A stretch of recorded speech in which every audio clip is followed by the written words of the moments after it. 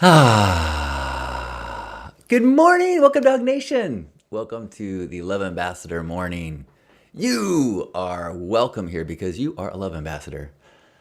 Fully qualified simply by all the life experiences you've had so far and the choice that you have every day, all day, to be a little bit more kind, a little bit more patient, a little bit more focused on elevation of kindness, compassion, and love towards others and self-care. So thank you for being one of those people that gets to help the others remind ourselves who we can be. And hopefully, as we follow that path ourselves, recognize that there can be so much contentment and joy and sense of purpose simply by adjusting our intentions in the direction of being a love ambassador. So the way your day unfolds, the exact actions should require less planning and more attention to the energy, the vibe, the intention that you are going to bring and be. Who are you going to be?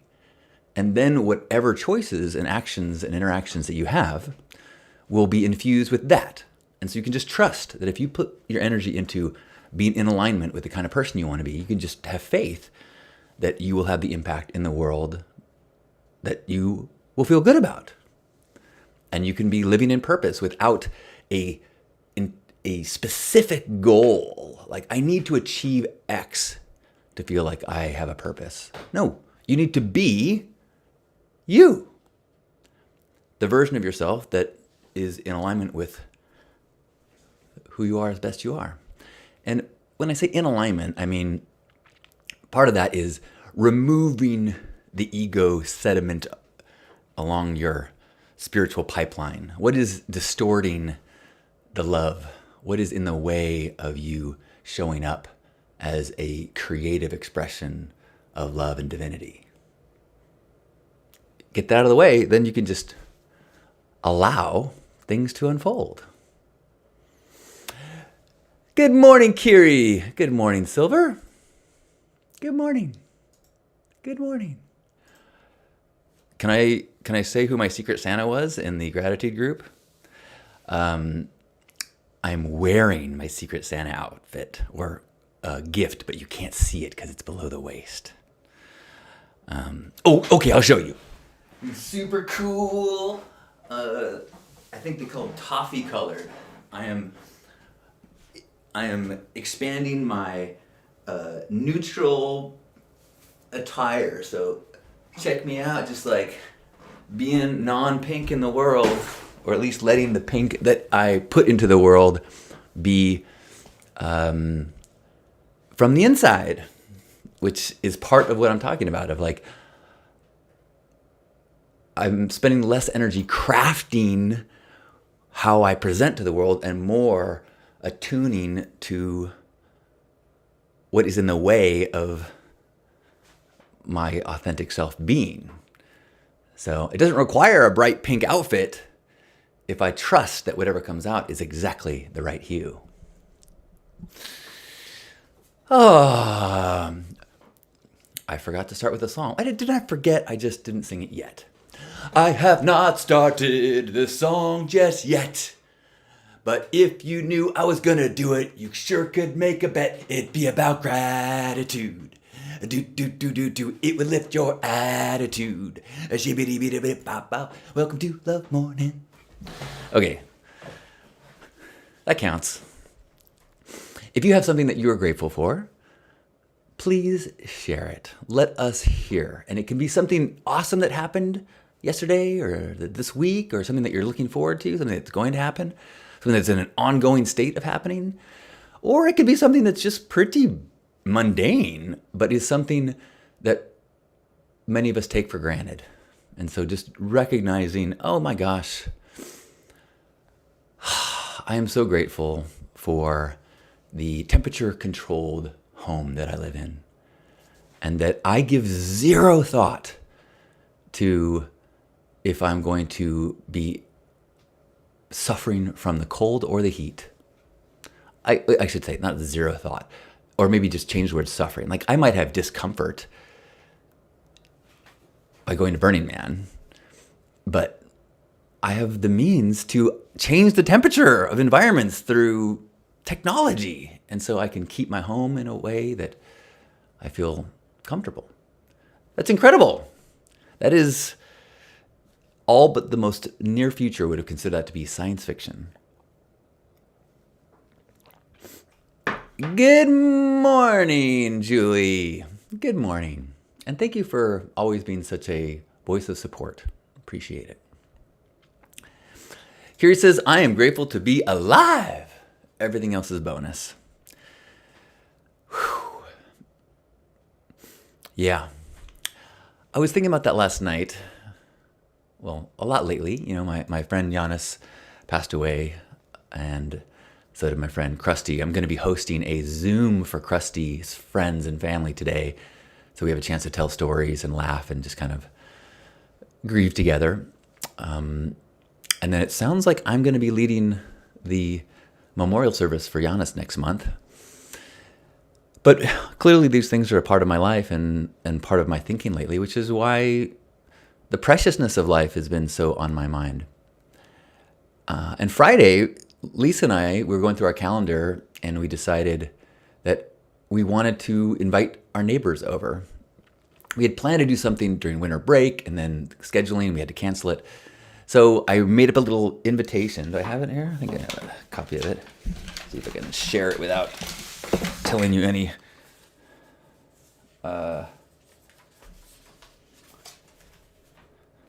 Maybe not. I don't want to give away like Lisa's phone number without her consent. But I made this invite. It said, "Hello, neighbor, Sunday mocktails." So, and then we walked around our immediate neighbors and invited them over to come over today, right before sunset, to have a mocktail and just kind of get to know them a little better. A few we've met. We met one more as we were walking around with invites. And I was thinking, I think I will, as sun is setting, do a toast, maybe a gratitude moment. And in my head, in my first kind of like thought about it, I thought I'm going to mention that a dear friend just passed and how that has made me really be thinking about gratitude and connections. And I was like, you know what? Maybe I'm not going to make that a part of the toast because mentioning a close one passing is such a distinct steering of thought.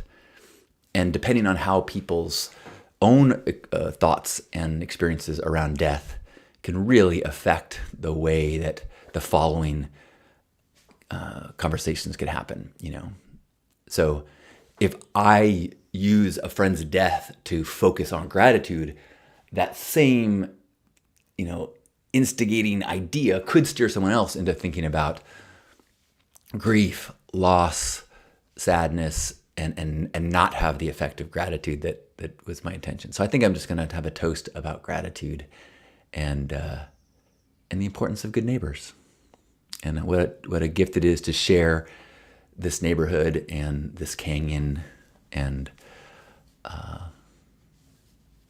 something like that. Good morning, Hope. Man, I got this lingering cough. And good morning, Jamie. Good morning. And Hope and anyone else, I made a post, about hitting my 2-year sober birthday, and a few people have asked about kind of more details or like what has helped you. And so I just wrote up a little, like, here are the things, the ideas or practices that helped in the beginning of my sober journey. So I'll be posting that publicly, maybe today. But I feel like I was kind of sloppily sending links to YouTube videos and Medium posts that I've made about my sober journey. And that, you know what, there's a few things that I end up saying over and over to people when they ask. So I wrote those all down yesterday. So I'll be sharing that soon. Lakia! Good morning! What a treat to see you. What a gift. Good morning, good morning. And good morning, Zoe. What a wonderful gathering we have this morning. Anybody want to share something that they are grateful for?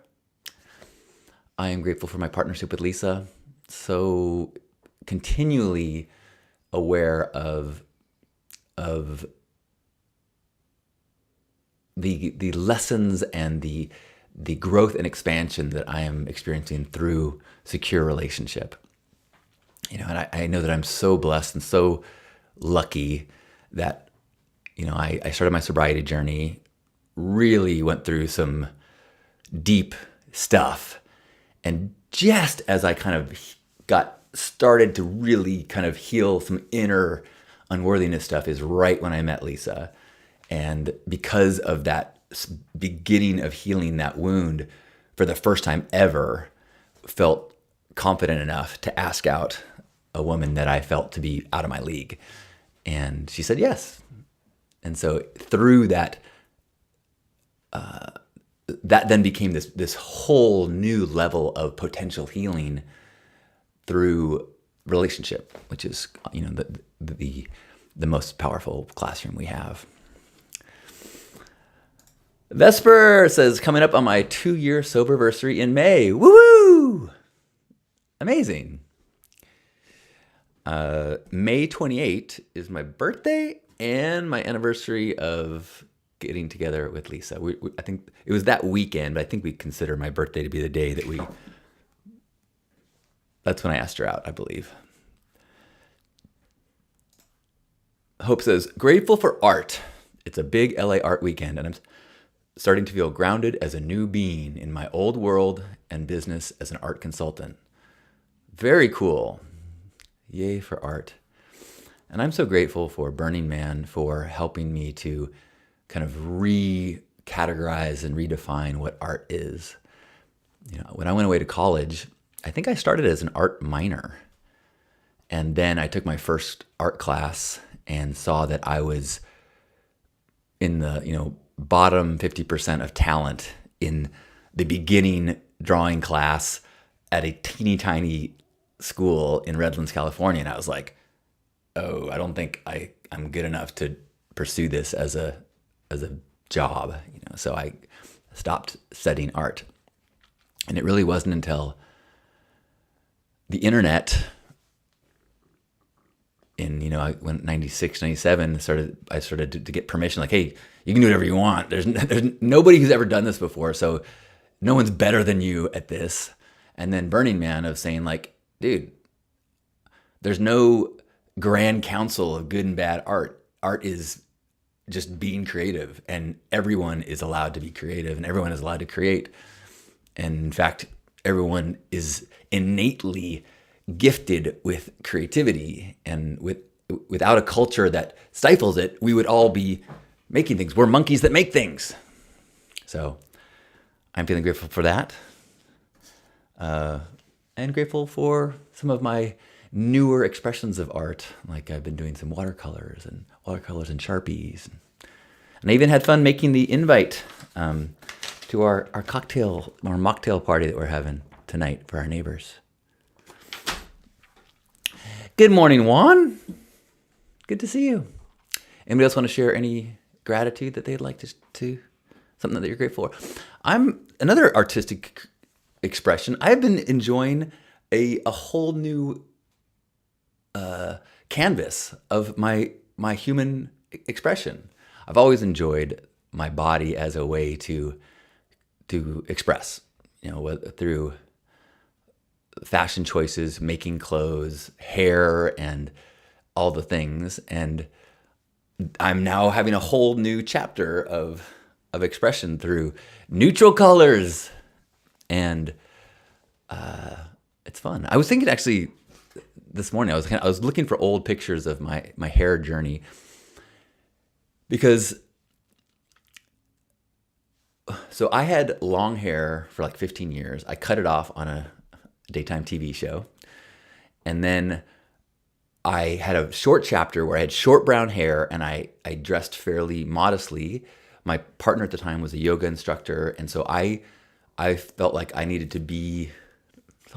was concerned that my flamboyant nature was contrary to a spiritual path. And so I had a brief period with my natural brown short hair. And I changed cockybastard.com to lifestudent.com. And so the first cover of lifestudent.com was me doing yoga poses in an all orange outfit with short brown hair.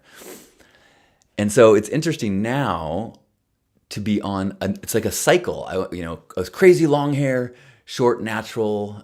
And then I said, I want to be weirder. And so then went pink, and the pink chapter was a long time. And then occasionally shaving head, occasionally natural, but usually pink. And then another shaved head. And then now in this new natural and bearded without the pink. And feels kind of like another version, another cycle around what lifestudent.com was, except with so much more experience and so much more internal inspiration as opposed to should inspiration. Juan says, I'm grateful for having family over and making breakfast together. That is pinnacle gratitude right there. Sharing a meal with family. Isaac, great to see you. Isaac says, I'm grateful for getting over this week-long sickness. It was a doozy. Man, this has been a winter for illness. My goodness. I mean, I didn't get it bad, but I'm still coughing and feel stuffed up right now. Lisa had it bad. So many people I know have been really sick this year. The doozy's right. Lakia says, so grateful for this amazing life. Woo! Testify. I think it's really, really important to take some time to be grateful right now. I've learned that I need to be spending less time in social media, less time listening to people tell me how bad things are. Which isn't to say I am ignoring things that are bad. It's just that it's so important right now to balance the fear, to balance the uncertainty, to balance the concern with gratitude and optimism and hope. We got to hold it both. And you really need to have gratitude and hope, to have energy to protect the gifts that we have. I don't mean that to like protect your fancy car. I mean protect the freedoms, protect the life itself. These are the things that we need to value. Lakia says, I am grateful for the retreat I will be leading in Peru next week. Way to go. That's awesome. And I've never been to Peru, but to so many people that are important to me make regular pilgrimages. So I'm wonderful to hear that you are in a place of leading a retreat in Peru. Silver says, I'm grateful for my toes, my nose, my whole body. Thankful for the thoughtful and creative design of my human vehicle. I love it. Thank you for that. Even as I am, noticing, the sickness that kind of, or the cough, what an incredible system that self-regulates and heals and is constantly fighting off these bacteria and germs, all sorts of stuff. And every once in a while it gets overwhelmed, but even then it just takes a little bit of time to get back in balance and get itself healthy again. Incredible. And even, I do have some aches and pains and some soreness in my back, but what an incredible thing to be conscious inside a human body. Whew. I was talking with a friend recently, and I turned 54 this year, and my body does not function as it once did. And it can be really easy to fall into frustration that, my body is not what it was when it was 24. But this meme that I saw so helped me. It said it's too easy to wake up in a 55-year-old body and curse that it's not what it was when it was 24. So do this exercise. Imagine yourself at 80, struggling to do the basic things of getting up and getting down and using the bathroom and just pain everywhere. And then imagine that you go to sleep and wake up in your 55-year-old body. And you get to live for a couple more decades with that 55-year-old body. And then suddenly it's like, oh my gosh, that's a good point. I'm going to look back at this time and think, why was I complaining? I can still do so much. So I'm grateful for that perspective. And with that, I will say thank you so much, everyone, for joining and adding your gratitude and being a part of this connection and being a love ambassador. And maybe taking a moment to think about the day ahead, and not so much the day ahead, but who do we want to be as we encounter this day ahead. And just, I would like to be patient and kind and give people attention and share compliments and do the same with myself. So now, as we all do that in the world, we are pushing the dial towards love and compassion. That's all the best. That's enough.